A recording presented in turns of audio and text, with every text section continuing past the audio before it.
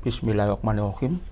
Pada kesempatan kali ini kita akan membuat atau membangun aplikasi yang bisa membuat aplikasi lain dengan OpenAI GPT 3.5 Turbo ya. Jadi kita akan menggunakan model bahasa GPT 3.5 Turbo untuk membuat aplikasi yang bisa membuat aplikasi lain. Ya. Terus terang saat ini sudah keluar versi yang model bahasa GPT 4 ya, namun kelihatannya akun saya belum support untuk GPT 4. Pernah beberapa kali berhasil tapi tidak stabil, sehingga saya putuskan untuk 3.5. Untuk OpenAI sendiri itu memang menawarkan beberapa model bahasa ya. Di bawah dari 3.5 ini ada Text DaVinci 003, ada Text DaVinci 002. Namun saya sarankan kita menggunakan model 3.5 Turbo ya, karena ini lebih cepat ya. Yang kedua juga hasil reasoningnya atau penalarannya, hasil pemikirannya lebih baik. Yang ketiga itu juga harganya lebih ekonomis, jadi lebih murah dibandingkan dengan model bahasa yang lain, bahkan lebih ekonomis bila dibandingkan dengan model bahasa yang lama, yang lebih lama, misalnya Text DaVinci 003 atau bahkan Text DaVinci 002. Jadi kita bisa melihat daftar harganya itu di bagian pricing ya, di bagian daftar harga itu ada itu. Nah sekarang kita akan membuat programnya ya. Kita mulai ya.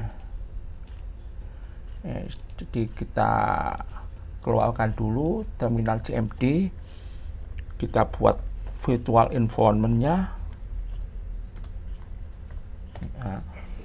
Nah seperti biasa kita harus membuat virtual environment kalau kita memang banyak memiliki project, agar library-nya tidak saling clash ya dengan library lainnya ya. Kemudian activate. Setelah kita masuk di virtual environment yang ditandai dengan env ya, kita lakukan instalasi library OpenAI ya, karena kita menggunakan ya ini, kalau saya bicara sambil mengetik biasanya kurang sempurna hasilnya. Jadi pip install OpenAI. Jadi kalau kita menggunakan model bahasa OpenAI ya, kita harus menginstal library dari OpenAI pula. Nah ini ada banyak nah kemudian sekarang kita panggil Visual Studio Code. Nah kemudian kita buat file ya, misalnya nama filenya kita sebut appmaker.py ya. Kemudian saya paste saja di sini, nanti saya jelaskan sedikit. Nah ini kita harus butuh API key dari OpenAI. Nah untuk mendapatkan OpenAI key kita harus ke websitenya dari OpenAI. Jadi alamatnya adalah platform.openai.com. Nah setelah kita masuk sini, kemudian kita masuk ke pojok kanan atas ya, di akun saya ini, kemudian kita klik view API keys. Nah kemudian pada bagian API keys kita pilih atau kita klik tombol get new secret key. Kita kasih namanya misalnya test secret key. Nah kemudian kita copy, kemudian kita masuk ke Visual Studio Code, kita paste di sini API key-nya, kita tekan Ctrl Shift ya. Nah saya jelaskan garis besarnya dari kode yang kita buat ini. Jadi ini adalah import OpenAI, adalah kita melakukan import dua pustaka, yaitu pustaka atau library dari OpenAI dan library OS. Ini mungkin sudah paham ya, kalau untuk OS adalah merupakan library yang memungkinkan kita bisa berinteraksi dengan sistem komputer kita ya. Jadi supaya kita bisa melakukan operasi directory di file-file kita ya. Kemudian ini kita masukkan API key-nya yang kita sudah dapatkan dari platform OpenAI tadi. Kemudian kita buat sebuah function generate code ya. Ini adalah merupakan sebuah bagian di mana kita memberitahu AI, di mana kita memberitahu model bahasa OpenAI tentang jenis aplikasi Python yang ingin kita buat. Jadi kita memberikan petunjuk kepada AI atau memberikan sebuah prompt, masukan ya, di mana AI akan menghasilkan kode berdasarkan prompt atau petunjuk atau masukan yang kita buat tadi ya. Sedangkan baris ini adalah sebuah bagian di mana kita berusaha untuk mengakses output yang dihasilkan oleh model bahasa dari GPT 3.5 Turbo ini. Berikutnya adalah block try dan accept. Block try dan accept ini dibuat untuk atau digunakan untuk menangani kesalahan yang mungkin terjadi.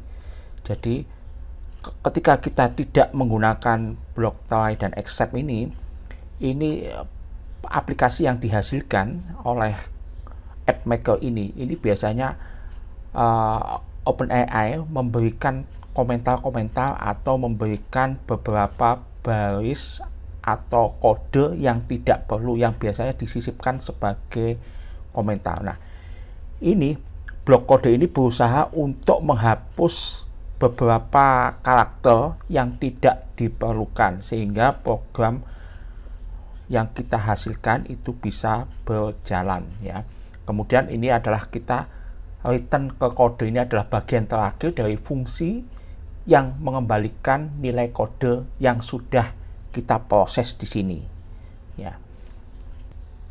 Kemudian yang berikutnya adalah kita membuat function lagi, yaitu def write code to file.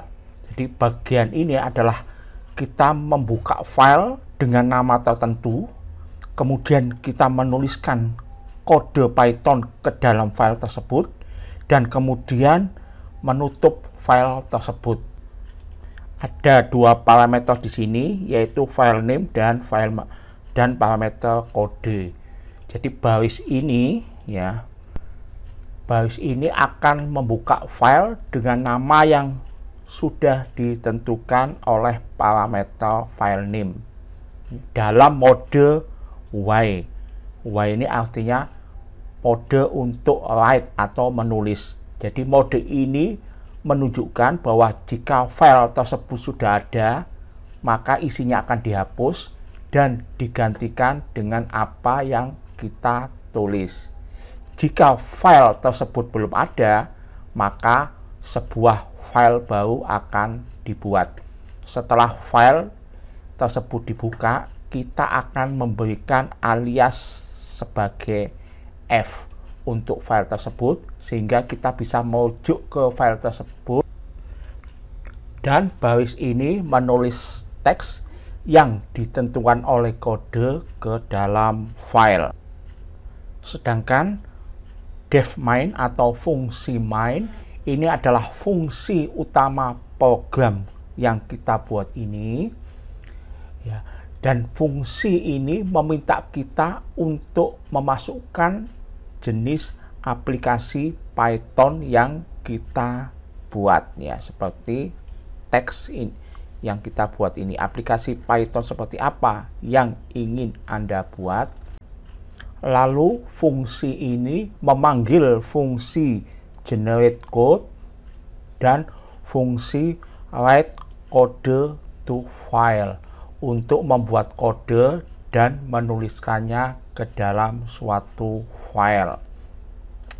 Kemudian F9 F underscore name underscore sama dengan underscore main underscore, dan berikutnya adalah main. Ini adalah perintah yang sebenarnya untuk menjalankan fungsi utama kita ketika kita menjalankan file ini ya. Oke, mari sekarang kita coba hasilnya ya. Kita ke terminal CMD, kita bersihkan dulu layarnya. Ini nama programnya adalah AppMaker, jadi kita panggil Python AppMaker, kita tekan enter. Selanjutnya muncul sebuah teks aplikasi Python seperti apa yang ingin Anda buat. Kita misalnya menginginkan menampilkan program Python yang sederhana ya, misalnya kita buat untuk menampilkan Hello World. Jadi Hello World display.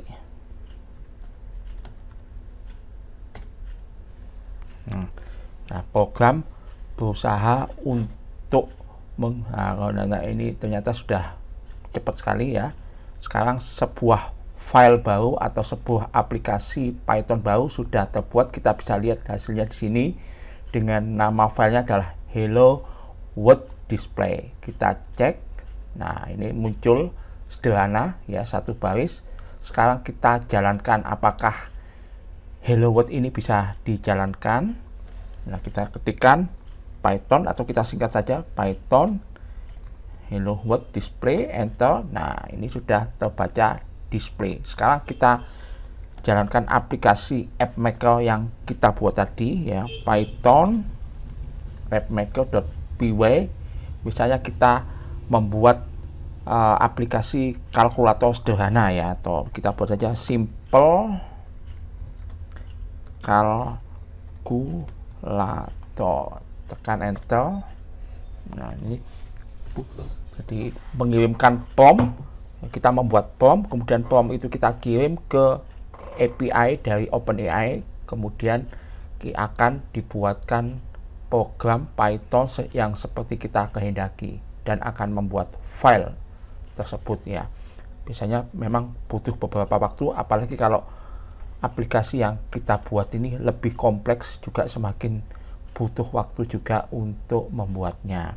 Nah, sekarang sudah berhasil dibuat sebuah aplikasi Python yang baru yang disebut atau mempunyai nama simple calculator.py. Jadi nama yang dibuat ini berdasarkan prompt yang kita buat tadi, yang kita masukkan tadi. Ya, ini sudah lumayan panjang. Sekarang kita coba ya aplikasi Python yang kita hasilkan ini.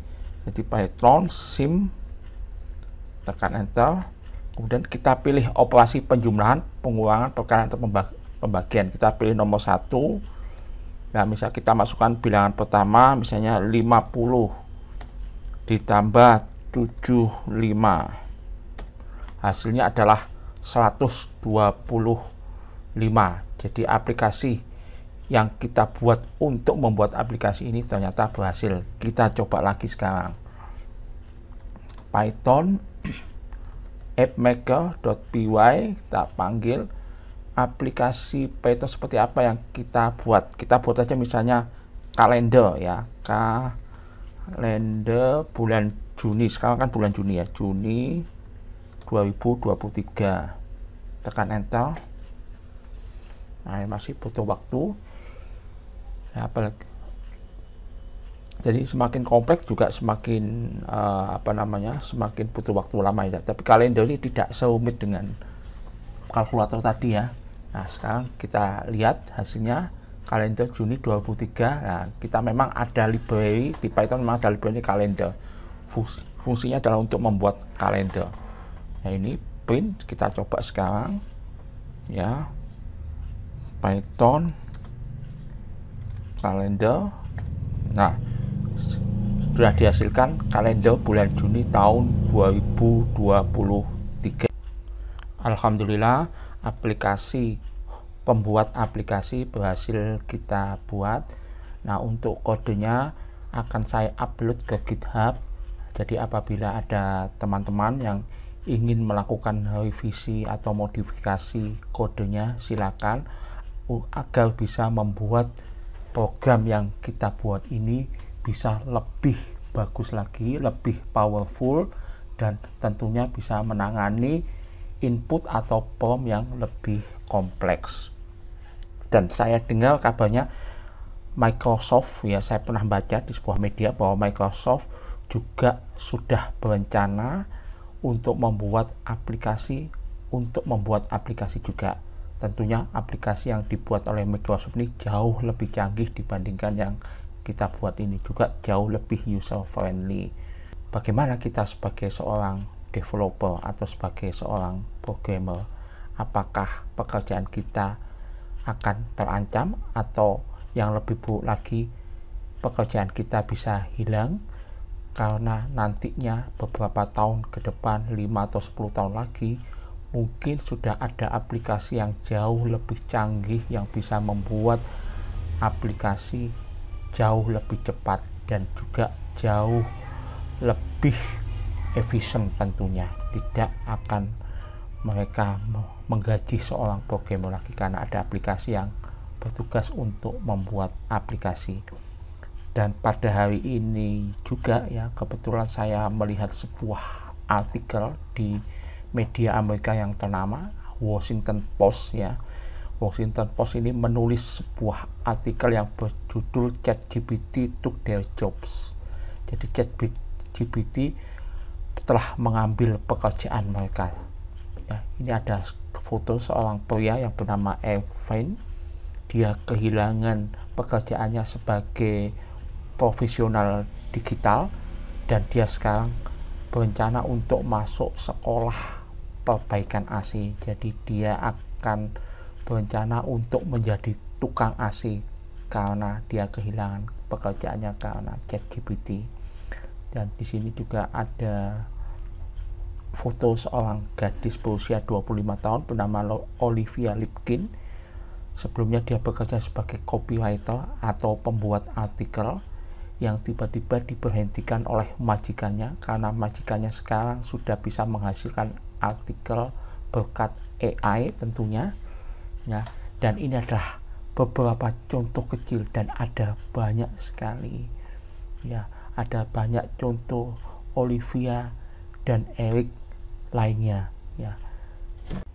Berikutnya, artikel ini juga mengutip sebuah prediksi dari para ahli ekonomi yang mengatakan bahwa teknologi artificial intelligence seperti ChatGPT ini akan menggantikan ratusan juta tenaga kerja di seluruh dunia. Dan berikutnya saya baca juga di sebuah lembaga keuangan ternama ya yang Goldman Sachs ya memprediksikan bahwa sekitar 18% dari jenis pekerjaan di seluruh dunia ini akan digantikan oleh AI, akan diotomatisasi oleh AI.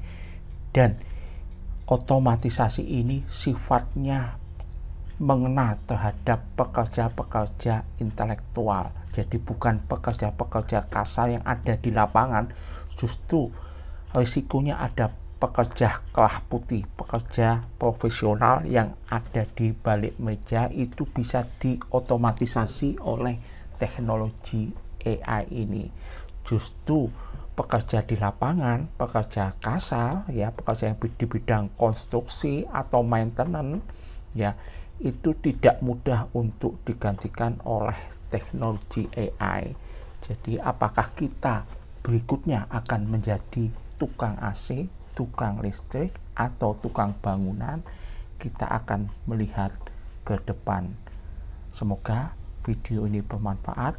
Wassalamualaikum warahmatullahi wabarakatuh.